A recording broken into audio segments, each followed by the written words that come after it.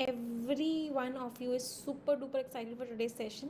चलिए great. So let's get started. आज का सेशन स्टार्ट करते हैं. जितने भी नए स्टूडेंट्स हैं इस चैनल पे पहली बार आए हैं, सबसे पहले मैं रिक्वेस्ट करूँगी उन सभी स्टूडेंट्स से कि इस चैनल को सब्सक्राइब ज़रूर कर लें. Subscribe to this channel in fact, and like this video, share this video. और जैसे जैसे लाइक करते जा रहे हैं, शेयर करते जा रहे हैं, मुझे बताते भी जाइए, जिससे कि मैं आपको पर्सनली थैंक यू भी बोल सकूँ. तो स्टार्ट करते हैं आज का सेशन. पिछली क्लास में हमने रूल नंबर 6 तक पढ़ा था. आई होप सभी को याद होगा कि पिछली क्लास में हमने रूल नंबर 6 तक पढ़ा था. सभी लोग नोट डाउन करते हुए चल रहे हैं. आई होप जिन बच्चों के पास 120 रूल्स ऑफ ग्रामर की बुक नहीं है वो नोट डाउन करते हुए चल रहे हैं. जिन बच्चों के पास 120 रूल्स ऑफ ग्रामर की बुक है वो सिर्फ मार्क करते हुए चल रहे हैं. राइट. तो आते हैं रूल नंबर, कौन सा रूल था? हाँ, रूल नंबर 7 पे. Let's understand this rule now. Rule number जो 7 है ये 5 चीज़ों के लिए लगाया जाता है. कौन कौन सी वो 5 चीज़ें हैं लिख लो. सबसे पहला है वेट,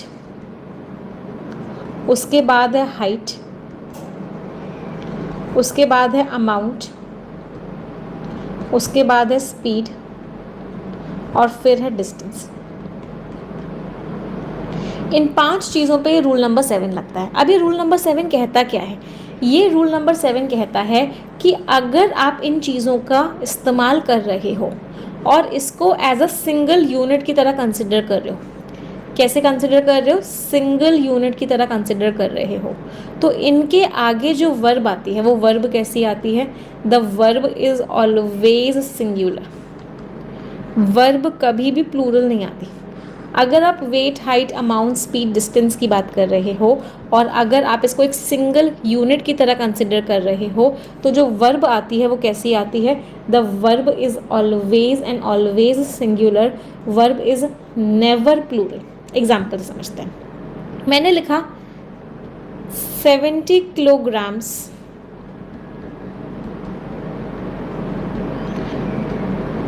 डैश हिज वेट. उसका वेट कितना है? उसका वेट 70 किलोग्राम्स है.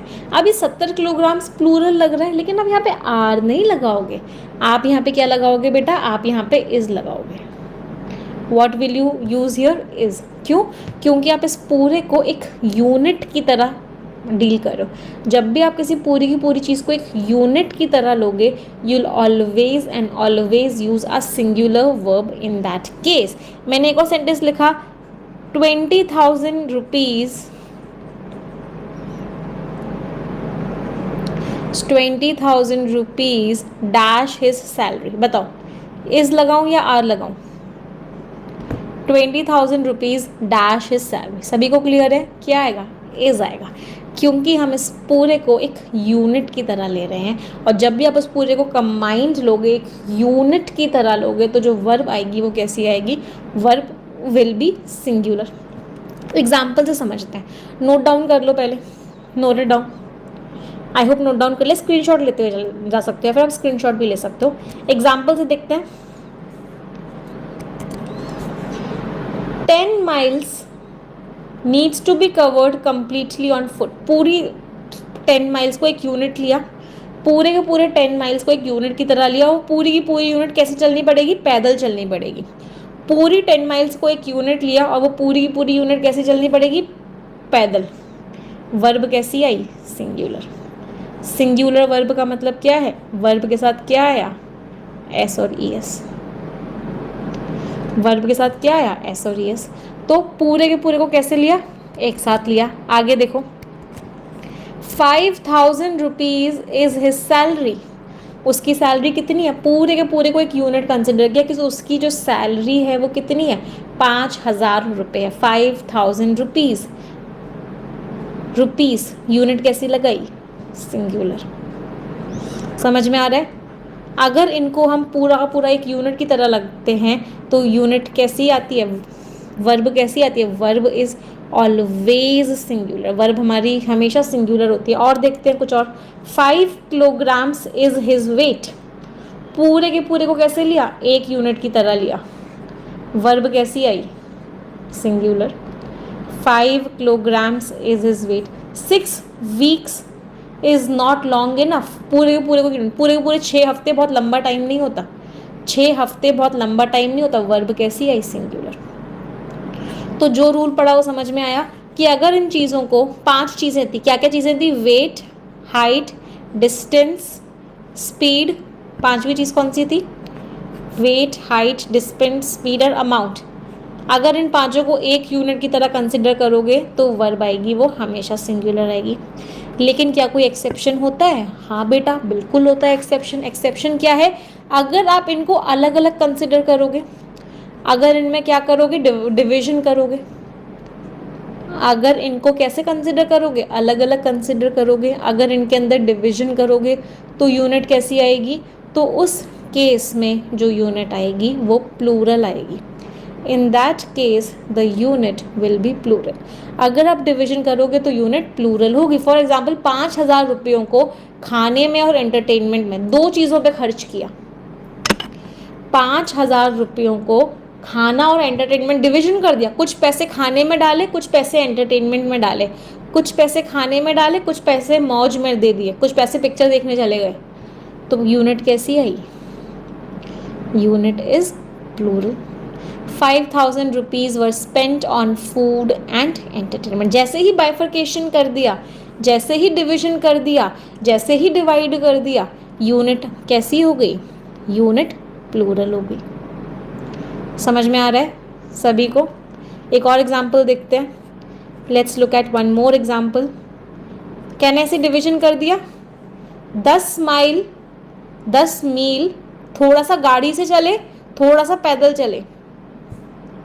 10 माइल्स, थोड़ा सा गाड़ी से चले, थोड़ा सा पैदल चले, क्या हो गया? डिवीजन हो गया। डिवीजन हो गया का मतलब क्या हो गया? यूनिट में क्या हुआ? डिवीजन हुआ। मतलब वर्ब कैसी हो गई? वर्ब प्लूरल हो गई। वर्ब प्लूरल हो गई मतलब क्या हुआ? वर्ब की first form I, need. First वाले सेंटेंस में कोई डिवीजन नहीं था, फर्स्ट वाले सेंटेंस में कोई डिवीजन नहीं था तो वर्ब सिंगुलर थी। सेकेंड वाले सेंटेंस में डिवीजन हो गया तो वर्ब प्लूरल हो गई।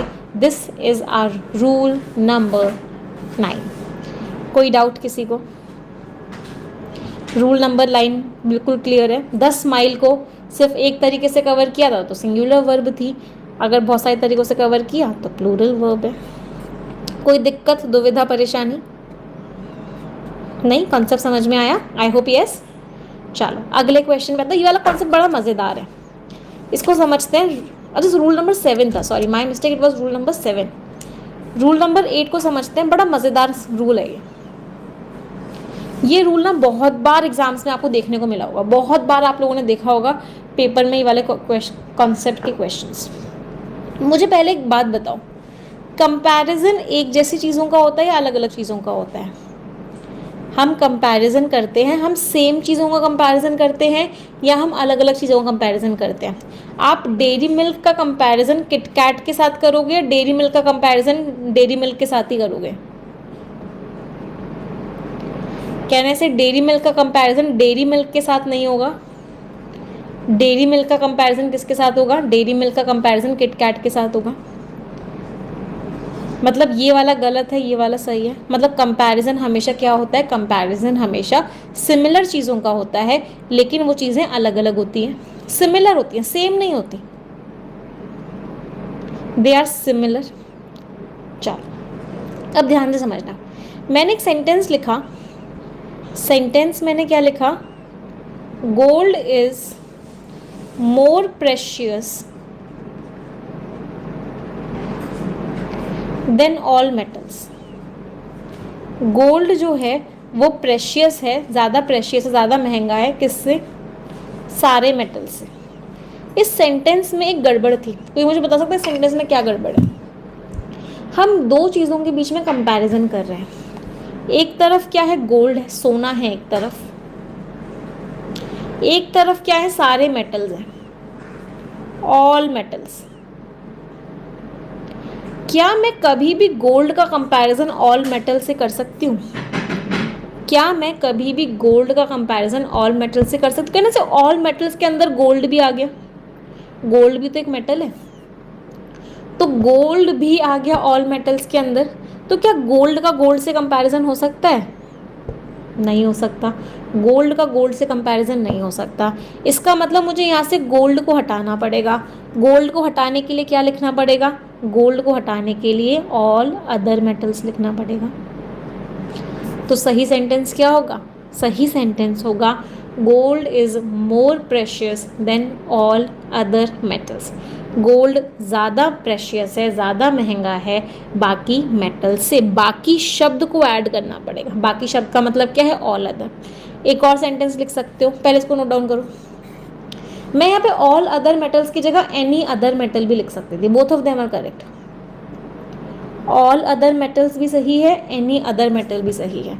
Gold is more precious than all other metals, या gold is more precious than any other metal. अब आपने पता क्या किया, ये कॉन्सेप्ट सीख लिया। अब पता है एग्जामिनर बड़ा शातिर होता है, जो पेपर बनाते हैं ना वो बहुत शातिर होते हैं। उन्होंने पेपर में क्वेश्चन दिया, क्या क्वेश्चन दिया पेपर में? उन्होंने पेपर में क्वेश्चन दिया diamond is more precious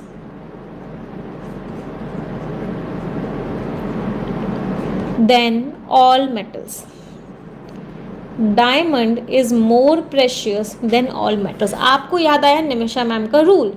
Nimisha ma'am ने बताया था मोर प्रेशियस लिखा हुआ होता है तो अदर लग जाता है, और आपने बोला कि इस वाले पार्ट में एरर है, और आप बड़े खुश होके आए कि मैंने आंसर सही दिया है।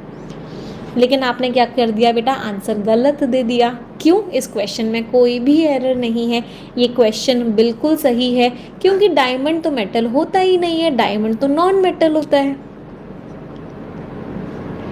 तो नॉन मेटल को तो मेटल से कंपेयर कर सकते हैं। इधर नॉन मेटल है, इधर ऑल मेटल्स है, तो डायमंड ज्यादा प्रेशियस है ऑल मेटल से, इसमें तो कोई गलती नहीं थी, ये तो बिल्कुल सही था। लेकिन अगर यहाँ पे गोल्ड लिखना पड़ेगा तो यहाँ पे ऑल मेटल्स नहीं लिख सकते, यहाँ पे क्या लिखना पड़ेगा ऑल अदर मेटल्स लिखना पड़ेगा। क्या ये कॉन्सेप्ट समझ में आया?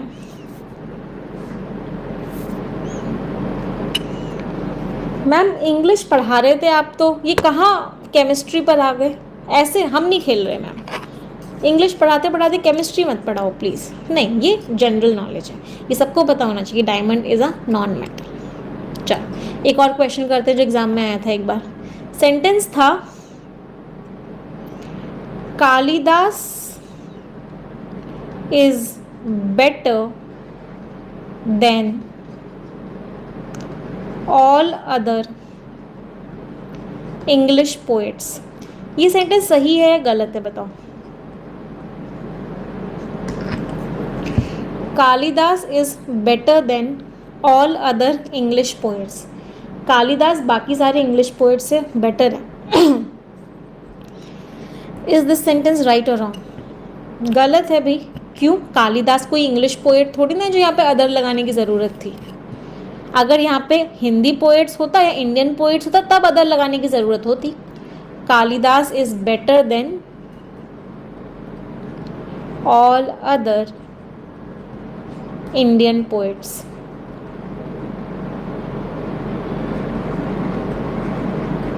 अब यहाँ पे अदर लगाने की ज़रूरत थी, फर्स्ट वाले में तो अदर लगाने की ज़रूरत ही नहीं है, फर्स्ट वाले में तो अदर आएगा ही नहीं। क्यों नहीं आएगा? क्यों? क्योंकि Kalidas is not an English poet, क्योंकि कालिदास एक इंग्लिश पोएट नहीं है। इसका मतलब वहाँ पे अदर नहीं आएगा। कोई डाउट? क्या कॉन्सेप्ट समझ में आया? चलिए, अगर ये कॉन्सेप्ट समझ में आया है तो इसको एक बार समराइज करते हैं। समरी क्या पढ़ी हमने, एक बार इसको नोट डाउन कर लो या बुक में मार्क कर लो। तो what is the summary? Summary क्या पढ़ी हमने? समरी ये है कि अगर दो चीज़ों के बीच में कंपैरिजन हो रहा है, ये कोई ए चीज़ है, ये कोई बी चीज़ है, अगर ए और बी में कंपैरिजन कर रहे हो तो if there is a comparison between A and B, तो ए जो है बी का सबसेट नहीं हो सकता। ए बी का सबसेट नहीं हो सकता है। मैम इंग्लिश पढ़ा रहे हो या मैथ्स पढ़ा रहे हो या रीजनिंग पढ़ा रहे हो? मतलब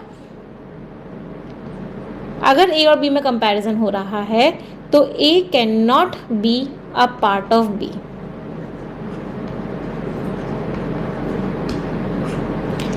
ए जो है वो बी का पार्ट नहीं हो सकता है। अगर ए बी का पार्ट हुआ तो कंपैरिजन पॉसिबल नहीं है।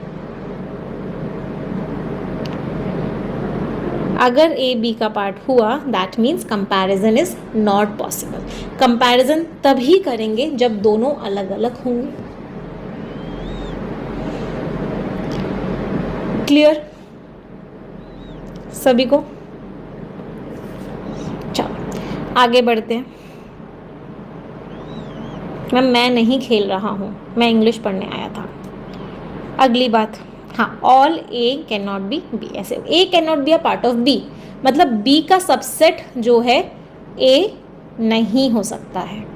ए को अलग होना पड़ेगा और बी को अलग होना पड़ेगा, तभी ए और बी का कंपैरिजन हो सकता है। ए जो है बी का सबसेट नहीं हो सकता है।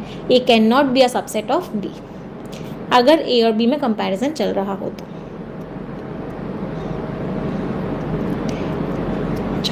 अगली बात, अब होता क्या है मैम, मैंने ये चीज़ तो समझा दी, अब फिर भी आप लोग घोटाला करके आते हो पेपर में। क्यों घोटाला करके आते हो? क्योंकि मैंने आपको बताया examiner is very smart. Examiner ने आपको क्वेश्चन दिया, एग्जामिनर ने क्या क्वेश्चन दिया? Gold is the most precious of all metals. Gold is the most precious of all metals.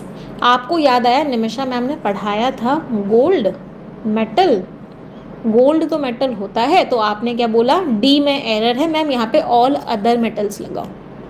लेकिन बेटा इस क्वेश्चन को ध्यान से देखो, यहाँ पे कोई कंपैरिजन हो ही नहीं रहा, तो इस कॉन्सेप्ट को कंपैरिजन में मत लगा देना। There is no comparison over here. यहाँ पे तो बता रहे हैं सारे मेटल्स में सबसे महंगा जो है वो गोल्ड है, इसमें तो कोई एरर नहीं है, बिल्कुल सही है। हाँ, फंस गए ना बहुत सारे बच्चे, कितने सारे बच्चे कमेंट सेक्शन में कह रहे हैं कि मैम अदर लगा दो। नहीं, यहाँ पे अदर नहीं आएगा, ये बिल्कुल सही है। यहाँ पे कोई कंपैरिजन थोड़ी ना हो रहा है, यहाँ पे कोई कंपैरिजन थोड़ी ना हो रहा है कि गोल्ड इससे ज़्यादा अच्छा है या इससे कम अच्छा है। नहीं, सब में सबसे अच्छा गोल्ड है। यू, आप ही से बात कर रही हूँ, yes, you are the most talented student of my class. You are the most talented student of my class. कोई एरर नहीं है, पूरी की पूरी क्लास में आप सबसे ज़्यादा टैलेंटेड हो। नो एरर, कंपैरिजन हो ही नहीं रहा, कंपैरिजन हो ही नहीं रहा, तो जो भी कॉन्सेप्ट पढ़ा वो कॉन्सेप्ट लगेगा ही नहीं, क्योंकि वो कॉन्सेप्ट तो कंपैरिजन का था। कुछ गया अंदर, सर के अंदर कुछ गया, इन द हेड हुआ या ओवर द हेड हो गया? ओवर द हेड मीन्स ऐसे करके निकल गया, इन द हेड मीन्स अंदर गया है। I hope over the head नहीं हुआ। थ्रू द हेड का मतलब क्या होता है? ऐसे गया और ऐसे बाहर निकल गया। I hope through the head भी नहीं हुआ है। It's not through the head, it's not over the head. I am hoping that it is in the head.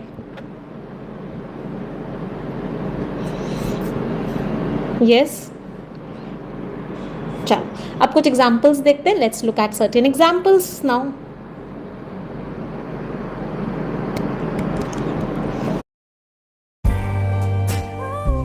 Wow, चेहरा जैसन ग्लो बदन पा भी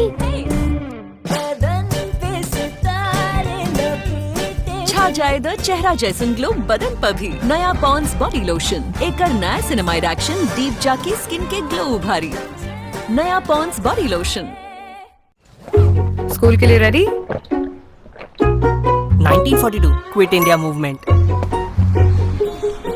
1947 इंडियन इंडिपेंडेंस। और कहाँ से रहा है? यहाँ से। हर दिन हॉर्लिक्स हरदम रेडी, क्योंकि हॉर्लिक्स प्रमाणित है कंसंट्रेशन बढ़ाने के लिए, ताकि बच्चे